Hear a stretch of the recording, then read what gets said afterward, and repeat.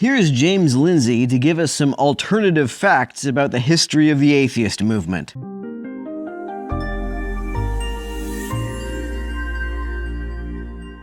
Going back quickly to New Atheism and your involvement in it, I saw another interview where you discussed a little bit about your involvement in the New Atheism and how, very similar to me and my journey, you kind of got involved in the final remaining years of the movement when it was still somewhat alive. Like, you wanted to put your academic talents and your knowledge into that community more, but there was no real community left. There was no vibrant reactionary movement-centric community that was really there anymore come 2015-16. Mind telling us a little bit about your feelings and thoughts there? I mean, the Atheism Plus colonized the thing from within, more or less, and destroyed it. That's the short answer to what happened. Let me bring you all the way back to the distant past of YouTube atheism. Let's go all the way back to the year 2011. I was making videos and actively involved in the atheist movement roughly around the time of Elevator Gate and Atheism Plus, which is mostly in 2011 and 2012. I don't remember what James Lindsay was doing in 2016, but apparently he spent the time totally tripping balls because he seems to have hallucinated a past in which Atheism Plus, instead of immediately evaporating several years prior, managed to take control of the atheist and secularist movement and rule it with an iron fist ever since. What I saw happen is that the few progressive members of the online atheist scene started this thing they called Atheism Plus, which seemed to me at the time to have the aim of making feminism and progressivism official political positions of the atheist and secularist movements, and removing folks who did not share those views. At the time, I was critical of Atheism Plus. I could tell this wasn't going to work. If they had designed Atheism Plus to be a feminist and/or progressive enclave within the atheist movement, I would have been all for it. I would have even participated. However, it seemed to me at the time that those of us who supported those things were a minority in the movement as a whole, thus making the project of pushing out everyone who was opposed doomed to failure. It wasn't until, it seemed to me, about 2017 that what at the time was called BreadTube started gaining traction and having a downstream influence on online atheism. Progressivism, for lack of a better term, seemed to have become much more popular for a while. My suspicion is that this was largely a reaction to how extreme the anti-SJWs had gotten. People wanted to see a change. Rather than Atheism Plus taking over the atheist movement, anti-SJWs, a lot of whom used to have channels defending atheism, had made themselves unpalatable, and people were getting sick of it. So, I mentioned a minute ago Elevator Gate in 2011. For those people who don't know what that was, there was an incident. There was a big atheism conference. It was in Ireland at a nice hotel. So we're not talking like in some seedy, like low grade, low budget sort of like Tumblr conference or something like that. I mean, this was like, a nice place, nice hotel, first world country, the whole thing, because everything was good. And, at that point, there was already this sort of agitation movement that had begun a few years earlier with feminists who had kind of taken up a lot of post within, and also gay activists who had taken up a lot of post for reasons that are easy to figure out in the new atheism movement. They were madly disaffected by kind of socially conservative Christianity. Women can't be pastors, gay is an abomination against the Lord, blah, blah, blah. Of course, you're going to disaffect and alienate those people, and they're going to glom onto something that is, trying to provide an answer to that genuine problem. And so they were agitating already to make sure that there were always going to be like feminist panels and how feminism's incorporated into atheism, blah, blah, blah. If you want to be part of a community that, at best, neglects women and LGBT folks and their interests, and at worst is hostile to them, then maybe you should try theism instead of secularism. Dave Rubin did it, and look how happy he is. So there's this woman, and I guess we can name names here. There's a woman named Rebecca Watson. It's quite famous, young woman, and she gave a panel talk, if I understand the story right. I wasn't there. I'm not making that kind of claim. I had just barely become aware in the preceding 6-8 months about the atheism movement when this happened. This was in June of 2011. I had been watching YouTube atheist videos for years at that point, and I started making atheist videos myself literally 2 months after this happened. And so I certainly wasn't traveling to Ireland for big conferences or anything, or being an invited guest to anything at that point.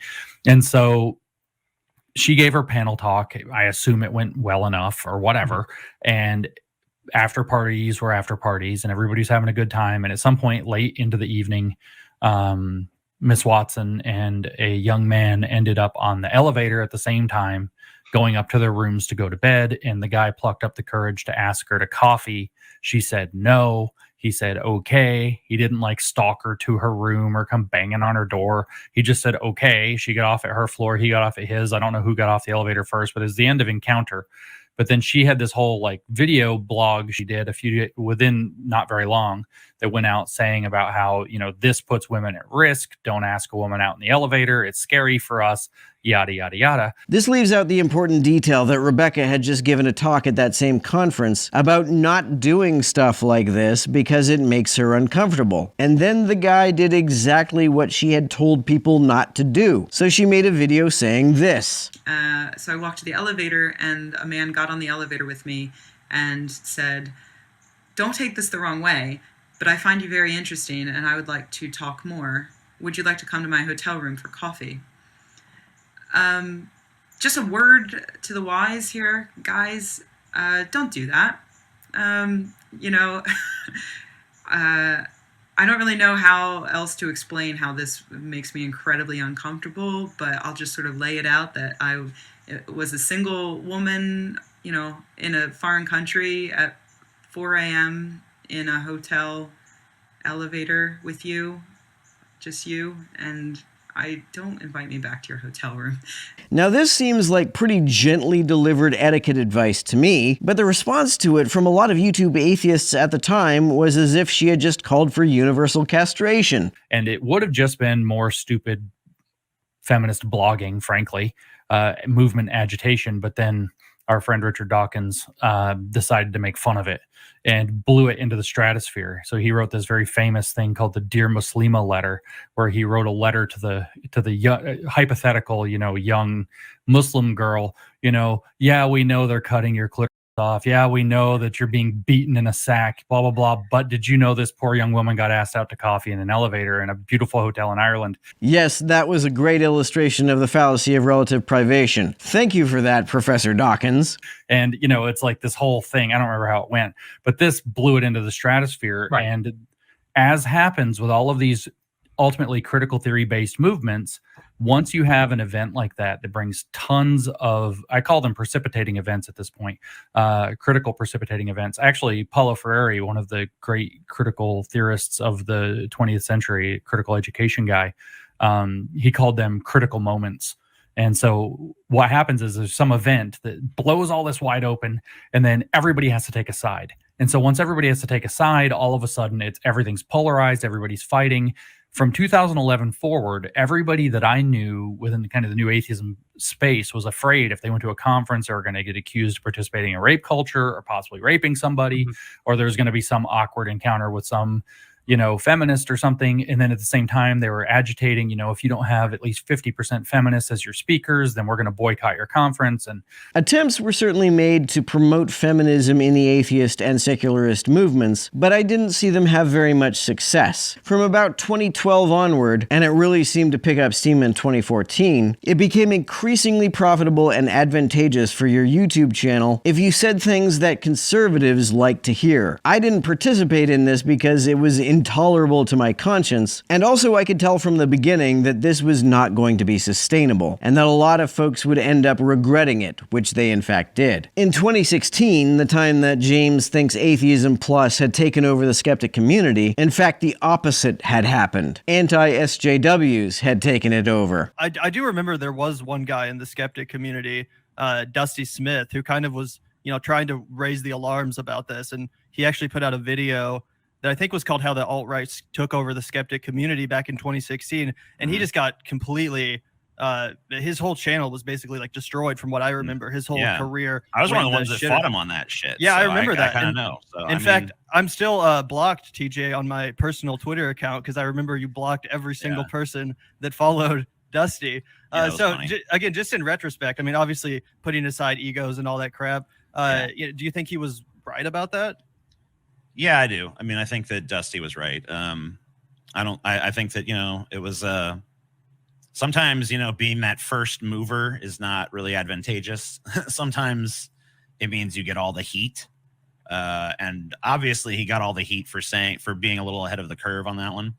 Oftentimes we punish people for being ahead of the curve. So that kind of happened to Dusty. So, I feel bad that did, but, he was right. And, he should definitely get credit, I think, long-term for being right about that. TJ, as many of you know, was one of the folks who took advantage of the conservative influence over online skepticism. But at the time, there was a lot of people doing that. It was me and, Sargon of Akkad. A lot of these people were like, yeah, I do content that kind of works for the left and the right. And, it seems like a lot of those people realized like, I make a little bit more money on the right. And they kind of just got pulled in that direction by the financial considerations.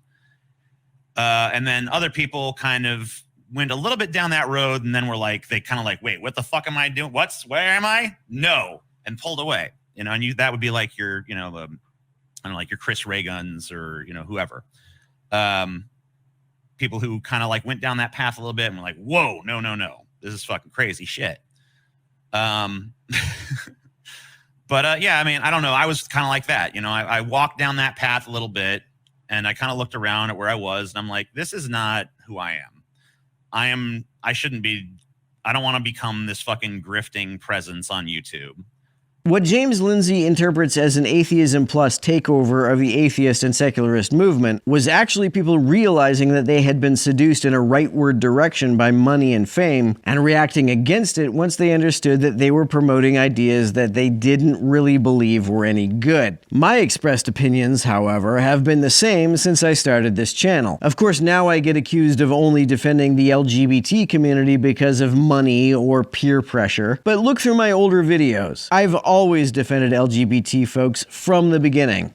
All the energy dropped out. The conference scene fell apart. Eventually they get Richard Dawkins, canceled from some conference over some video he shared on Twitter comparing radical feminists to radical jihadists and saying that basically the tenor of the rhetoric is the same. So they get him canceled. He has a stroke over the whole stress of it. It's just a nightmare, but it hollowed out the movement. There's no energy. Guys like James love to accuse people of being snowflakes, but he apparently thinks that Dawkins is such a huge snowflake that he had a stroke because of feminists. I doubt that this was the cause of his stroke, but I guess I have greater confidence in Richard Dawkins' constitution than James Lindsay does. The Atheism Plus attack dogs were after everybody.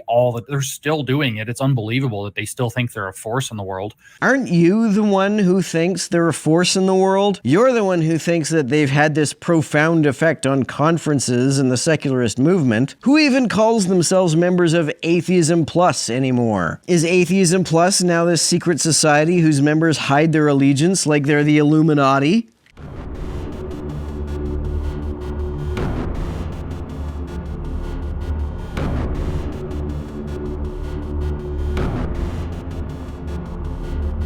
To everyone who helps me out on Patreon, you're a big help. Thanks so much.